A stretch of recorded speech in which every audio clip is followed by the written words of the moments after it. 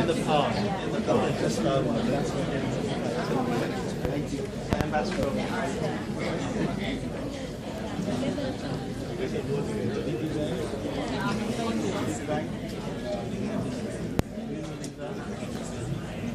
Navigos.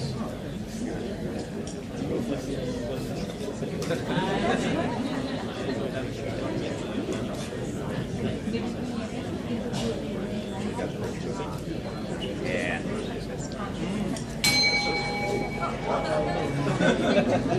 Okay.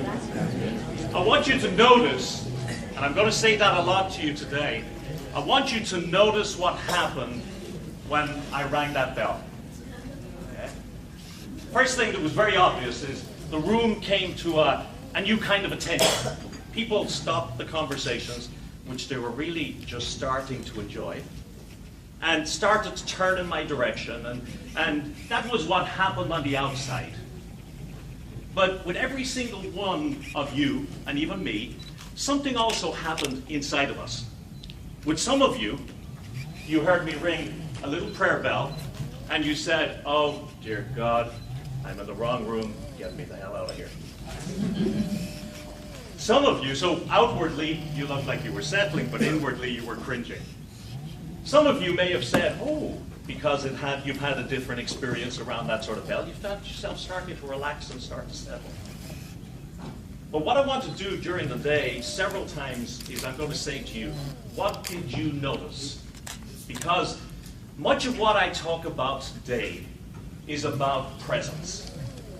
And presence begins with noticing what's going on around you and what's going on inside of you. Now, one of the things, I do that with audiences, sometimes big audiences, sometimes small audiences, and there's a kind of a miracle about it. Okay? One part of that miracle is that you can ring a silly little bell and you can get people's attention. We are such sheep, really, aren't we? But the second one is a miracle that has come about after 13 billion years of evolution. And that is that each of us can see what's going on in the room around us, be involved in that, and at the same time be aware of what's going on inside of us and how we're reacting to what's going on in the room. We have the ability to notice ourselves having an experience. And as far as we know, we are the first species in 13 billion years that have that capability. And that has profound implications for us as a species. But speaking today about our talk, there's profound implications for those of us who are leaders or who develop leaders. So several times during the day, I'm going to say to you, what did you notice? And what I'll be calling upon when I say that, I'll be calling upon you to use that capacity you have to witness what's going on inside you. And I'll be asking you to reach in and say, how do I feel? What emotions did I feel? What sensations did I feel in my body when certain things happened? So don't be surprised to hear that later on. How many people here are involved in sales and marketing in any degree? Okay, some, a certain amount. Even if you're not involved in sales and marketing, at some stage you're selling, right? We all at some stage have to sell something. We have to sell our ideas to the people that work with us and work for us. And we work hard to do that. Well, I have been, what would they call me in the US, a card-carrying salesperson for maybe 25 years. And let me tell you, when you try to sell to people like this, it's hard. It is really hard, because the reason these people are successful is because every single cent that they invest, they look at it and they say, is this the best possible return on investment I can get for this money? If I put the money elsewhere, would I get a better return? So any initiative that these folks invest into, they put a lot of time, energy, and thought into it. And every single one of these organizations has invested some really heavily into the topic I'm talking about today, and that is mindful leadership. Yeah, is that yours? In this room, there would be three types of people. People who've heard about mindfulness, and they have a negative connotation. People who've heard about mindfulness, and it has a positive connotation, and people who have no idea what I'm talking about. Let me suggest to you that if they, after their due diligence, decided to invest into this topic, let me suggest to you that there might be something in it that's really, really worthwhile. And I'm going to ask you whether you have positive or negative views on the topic when you came into the room, to park them to one side and to allow me to work with you as a blank sheet and build up a case for mindful leadership. Anybody who has been a leader or involved in developing leaders since the 1970s has been involved to some degrees with competency models.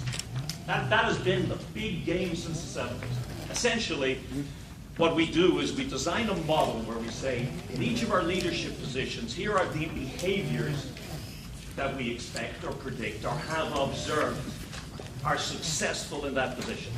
We model it out so that when we recruit people, we try and recruit people who can deploy those behaviors. And when we develop people, we try to develop them to make those behaviors stronger and more natural to them. And that has been the game since the 70s. That has been the core of leadership development since the 1970s. When I talk on this topic, I often say to people, how many people here have ever tried to learn a second language? The very fact that I'm talking here means there's quite a number of you who have done that. So you'll know that when you start to learn something complex like a second language, on day one when you start, and you know nothing, you know zero, your learning curve, the amount you learn versus the amount of time, you take off like a rocket, right? Because every 5 minutes you spend with the books, you're learning, and it's, my God! I've been trying to learn French for about 4 or 5 years. Okay? I can't imagine trying to learn Vietnamese. But I've been trying to learn French for about 4 or 5 years. And about 4 weeks into learning French, I said to myself, in 6 weeks I'll have this nailed. And then I hit what you always hit in learning anything complex. You take off like a rocket, and then you hit a plateau. And the plateau is where you're putting the same amount of work in, or sometimes more, and it feels like, I'm not progressing. I'm not getting any more return. I'm just no good at this. I'll never be able to speak French. And then suddenly at some point you hit that hockey stick, you hit that knuckle, and it takes off again. And you learn and you hit the plateau, and you learn and you hit the plateau. And by the way, in language learning, most people, when they hit that plateau, that kills them. They're finished. Because nobody explained that that's the way the world works. Now, competency models since the 70s have been producing phenomenal results for us in developing leaders. But you know what? We're getting onto one of those plateaus. We're getting onto that point where there is diminishing return on the investment we put into it. It's not that they don't work. Another one? It's not that they don't work. It's not that it's not important. It's that we've just hit that knuckle and we say, shoot, we're not getting the same return as we used. You're going to give me another one? Yeah. Okay. We're off the roll. Yeah. Sure.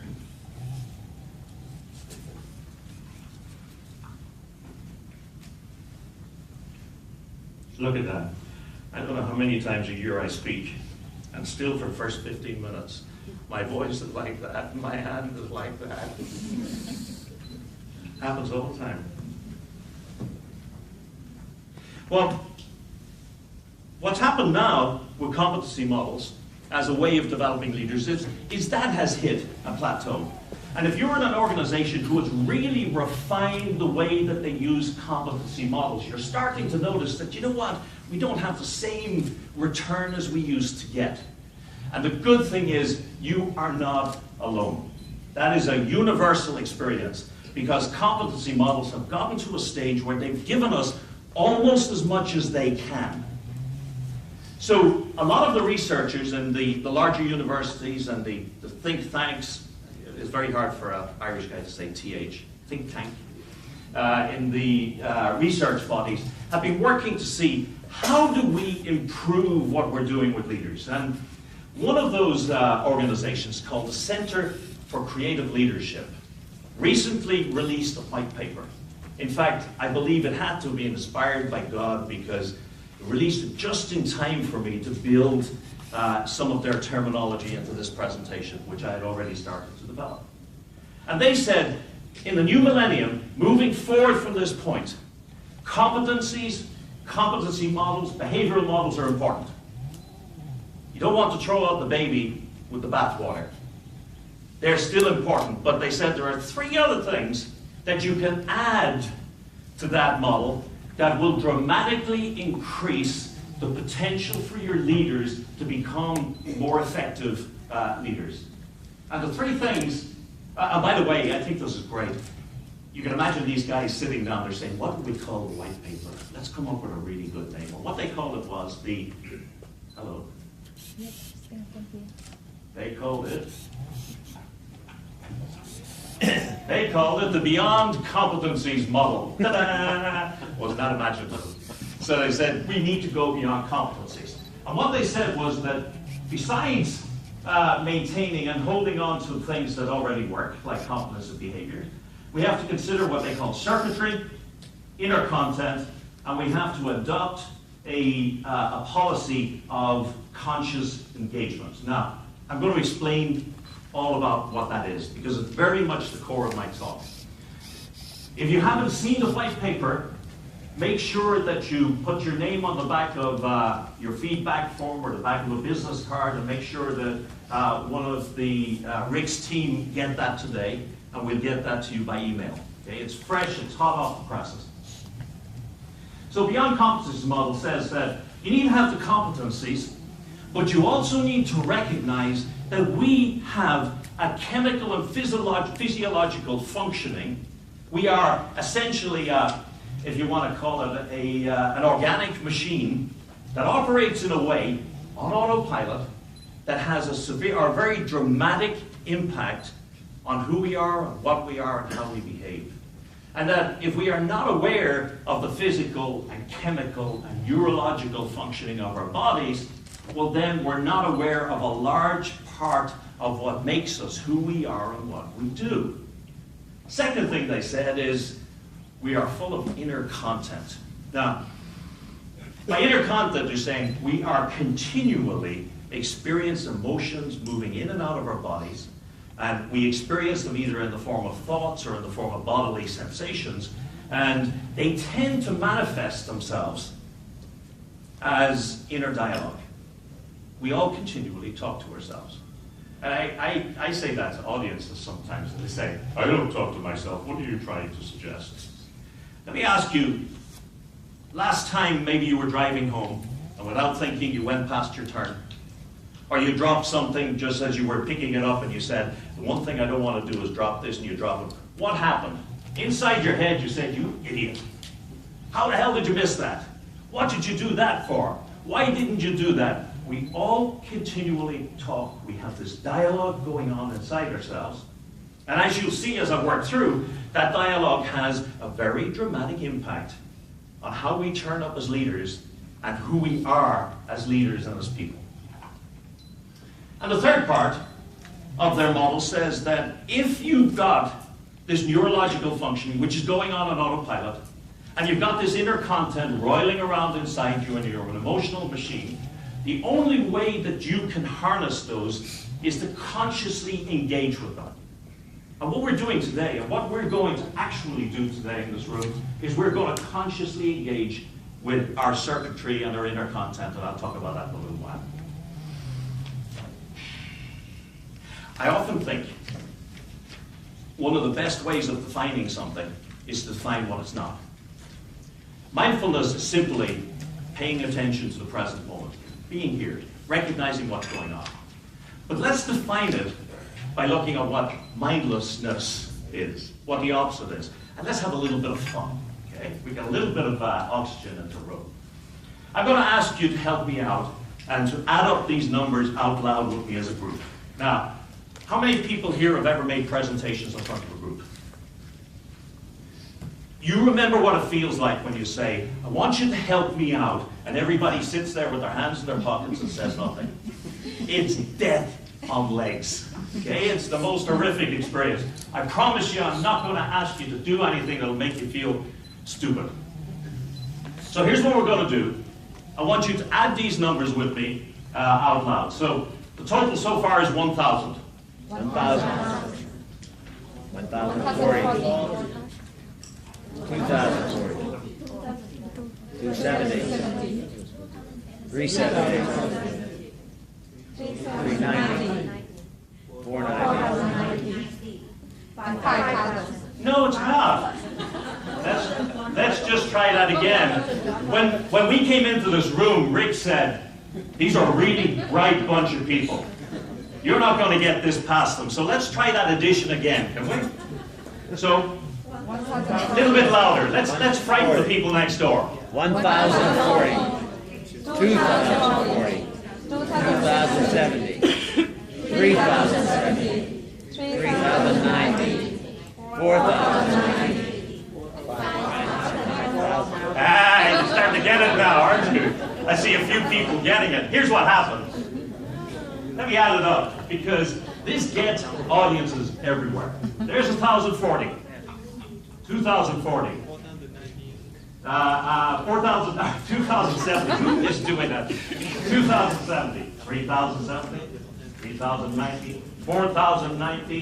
4,100. Now, how in God's name did a bunch of really intelligent people like us get tripped up on that? I'll tell you how it happened. You became mindless. You went on autopilot because what you saw was 1,000, 2,000, 3,000, 4,000, and so your brain said, I know where this is going. I can disengage. You stopped thinking about this. You stopped being mindful of the numbers about halfway through, and you made the wrong decision. Let's try another one. Pick a card, any card. Focus on it. Now, look into my eyes. I'm going to make your card disappear. Okay, how many people's card disappeared? Okay, how many people's card didn't disappear? How many people didn't even see the cards? There's a bunch of folks in there who didn't see it. And the reality here is, once again, it's a mindless exercise. In actual fact, these 6 cards have nothing in common with these 5 cards. And because I told you to focus on one card, the majority of people focus on that and they miss that point. And what you tend to get is, how'd you do that? It's on a computer. If you were doing this, I'd understand. Once again, it's autopilot. Because I told you to look at one card, you didn't look at the others, you went on autopilot and fooled you. There's a lady, Dr. Ellen Langer, and she's a professor of psychology in Harvard Business School. And she talks a lot about, over the last 30 years, about mindfulness in leadership and in business. And she tells a great story of when she went into a store to buy something. And she handed the assistant her card. And the assistant took her card and she said, oh, Dr. Langer, it's not signed. So she handed her card back to her, and the doctor took it, and she signed it. And she handed it back to the doctor, and she swiped it through. And then she took the ticket for the sale and the card, and she handed them to the doctor, and the doctor signed them. And the assistant took the two, and she compared the 2 signatures. Now, if those signatures were different, it was going to be kind of freaky, right? And you think, was she stupid? No. It wasn't stupidity. It's nothing to do with stupidity. She was on autopilot. She was mindless. She wasn't paying attention to the detail because she had done this thing 100 times before, and to her it just looked like the same thing again. And that's a laugh. And that's a real laugh. But sometimes being mindless has consequences that go beyond the funny and go beyond the comedic.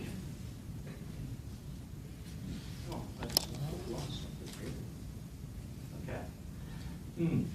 And they go beyond the comedic. Last year, 2013, in Santiago de Compostela in France, a train derailed on a bend, and 79 people were killed.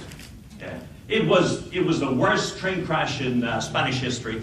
I'm not sure where it ranks on a global basis, but 79 people is pretty bad. Okay.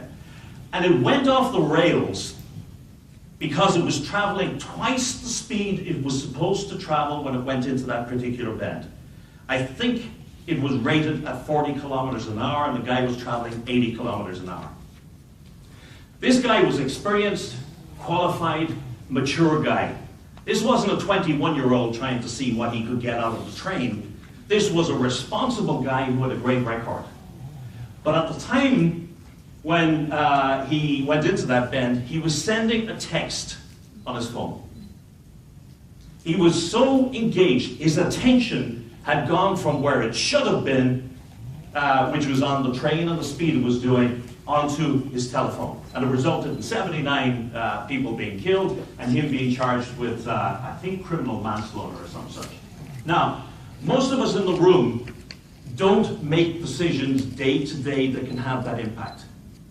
But every day we make decisions in a mindless way that has an impact. It may not kill anybody, but it can certainly hurt us and our organizations. And there is an alternative. So let's take the formal definition. Formal definition of mindfulness is it's the systematic cultivation of awareness. Just simply that you automatically say to yourself, what am I noticing? What's going on at this point in time? And particularly focused upon self-awareness. It's intentional. In other words, you have made the decision that I am going to pay attention to what's going on. In other words, it's not autopilot. It's non-judgmental, let me come back to that, and it's in the present moment. So all mindfulness is, all we're going to talk about today is cultivating the ability simply to be present and aware of what's going on at a point in time and to bring that presence to what we do as leaders. Now, for those of you who know a little bit about, those of you who know a little bit about mindfulness and the history of it, let me be very, very clear and say to you, this is not a religious technique. It came from the Buddhist tradition. It's utterly and completely secular brain training technique. Normally when I deal with my coaching clients, I will tell them, I'm going to do some work with you on training your attention or on training your focus. And later on, they hear the M word. They say, okay, I'm glad you didn't tell me in the beginning it was mindfulness because I'd have thought, oh, don't like that. Here's what I really like. Here's one definition of mindfulness that I think is really apt for us. And Andy Puddicombe is an English guy who speaks on the topic, and he says it's being in the here and now, which we've said, and this is lovely, it's not being lost in thought, it's not being distracted. And look at this last one. In the world that we live in, it's very easy to be overwhelmed by difficult emotions. So, if you're being mindless, or you're on autopilot. It means that the way you're behaving today is determined by something that happened to you in the past. So you basically made the decision, I've done this 10 times before. 1,000, 2,000, 3,000, 5,000. The things that you've done in the past have become habits, so you stop looking at what's really going on, and so your decisions may sometimes be okay, but because you're blind to the current context, they are not genuinely accurate decisions. Being mindful, you're situated right here now.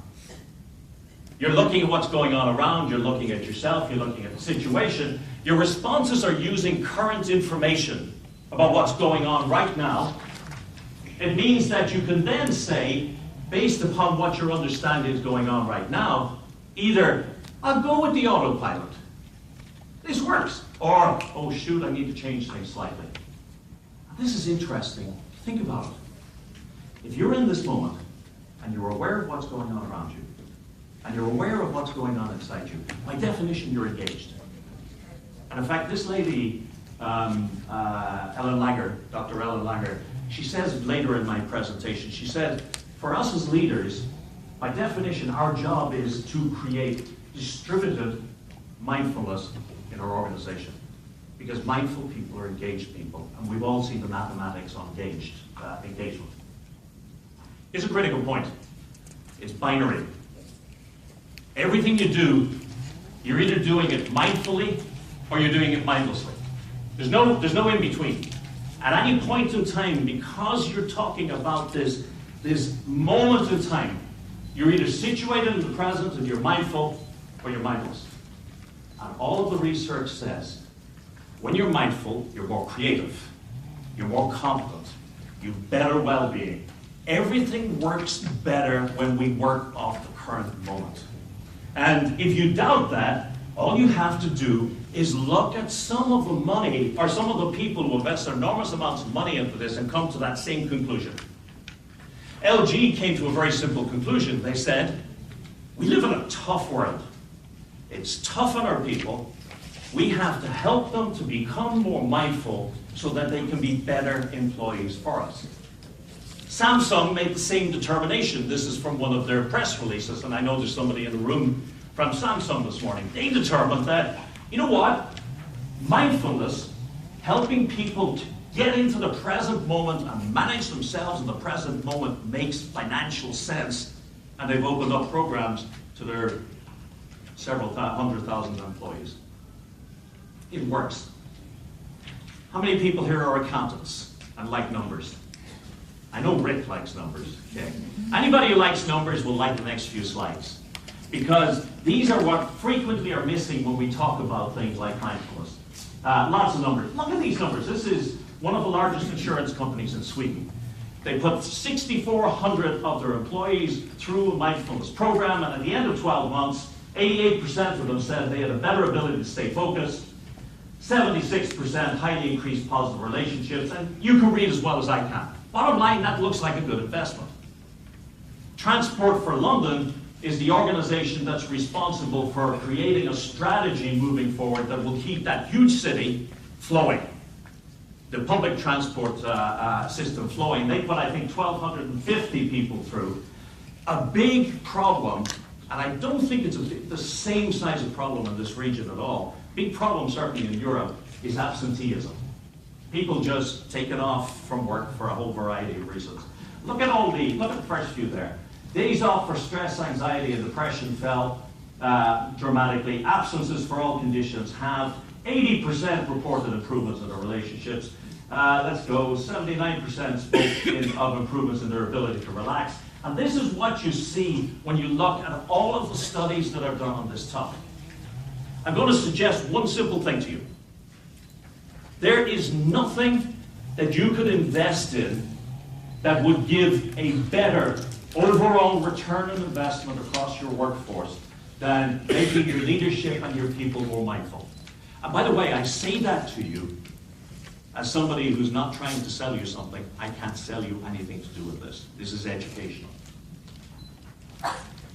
Google, the big daddy of them all in this area, in 2007, they decided to do it really correctly. Anybody from Google in the room?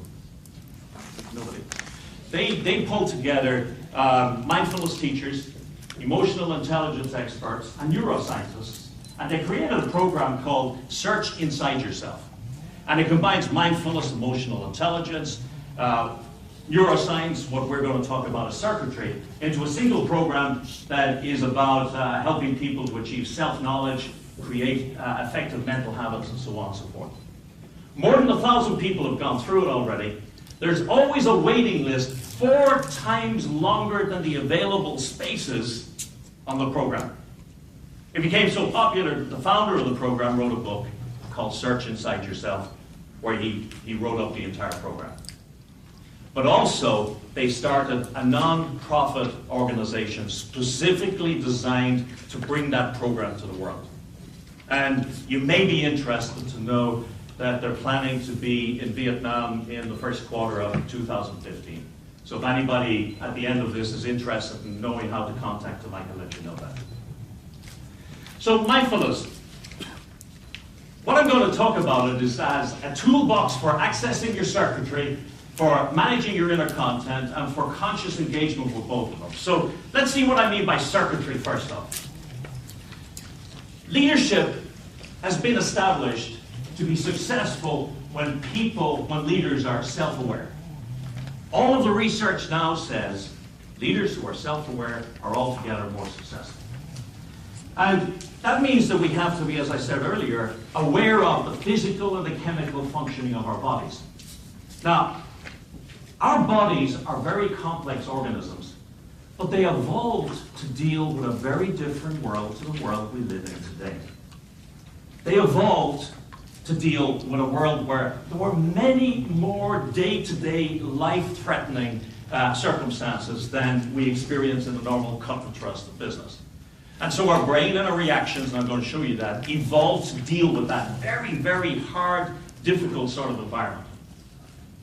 The problem is that while we live in a kinder age now, and we live in an age where our life is not threatened day to day, that our brains don't actually know that. So they still react to things like an email coming from the boss in the same way as they used to react a couple of million years ago to a saber-toothed tiger walking down the road and into their path. They have the same reaction, the same impact upon the body. The good thing is that we can change that. Over the last 15 years or thereabouts, there's been a lot of research to say very simply that the old idea that our brains were a fixed engine, that we are capable of doing a certain amount of things at a certain point in time, is gone. Our brains, in fact, can be trained. They can be trained to operate in a completely different way, and that's something we're going to look at today. Now, seeing as you were so good at the observation test earlier on, let me do another observation test. Let's see how you get on with this. I'm going to show you 30 seconds of video. I want you to watch it very, very closely because I'm going to ask one or two questions. Okay?